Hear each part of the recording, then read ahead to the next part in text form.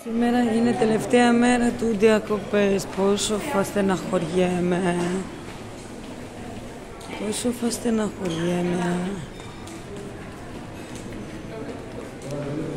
Θα μας λείψει και το τραπεζάκι μας, το φαγητό μας. Εδώ είναι η καντίνα που τρως ό,τι θες. Και από εδώ πας και παραλία και πισίνα.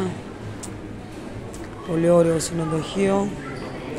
Πάρα πολύ ωραίο, καθαρό. Είμαστε πολύ ευχαριστημένοι. 2 ζευγάρια εδώ έρχονται συνεχόμενα 15 χρόνια, ρε παιδιά. Άρα είναι πολύ ευχαριστημένοι και όμως έτσι είναι.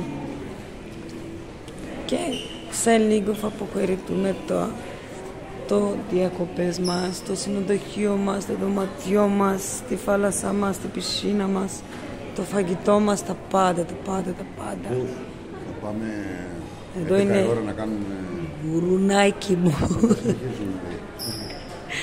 Κοίτα το γουρουνάκι μου.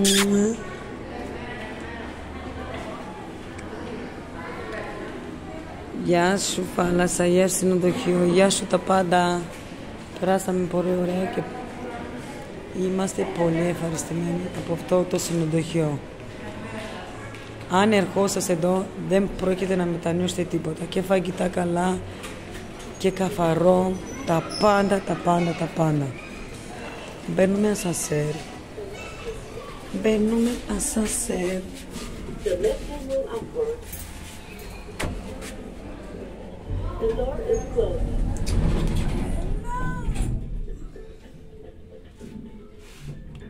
μέχρι τις 11 λέει, θα παραδώσουμε, κάνουμε τα χαρτιά και μετά μπορούμε να κάτσουμε, είπε. Εκεί της λέω, μην χαλάσουν τα λουλούδια, να πάμε βόλτα στην αρέτη για να τα πάρουμε μετά. Ναι, μου λέει, δεν υπάρχει πρόβλημα. Floor 3. The door is open. The lift will open. Φτάνουμε στο συνοδοχείο μας να αποχαιρετούμε. Πόσο θα στεναχωριέμαι. Κοιτάξτε τι ωραίο που είναι μόλις μπαίνεις. Μπαίνουμε στο συνοδοχείο μας, στο δωματιό μας μάλλον. Γεια σου δωματιό μου, γεια σου δωματιό μας μάλλον. Τα λουλουδάκια μου, φωτογραφία και κλείνω.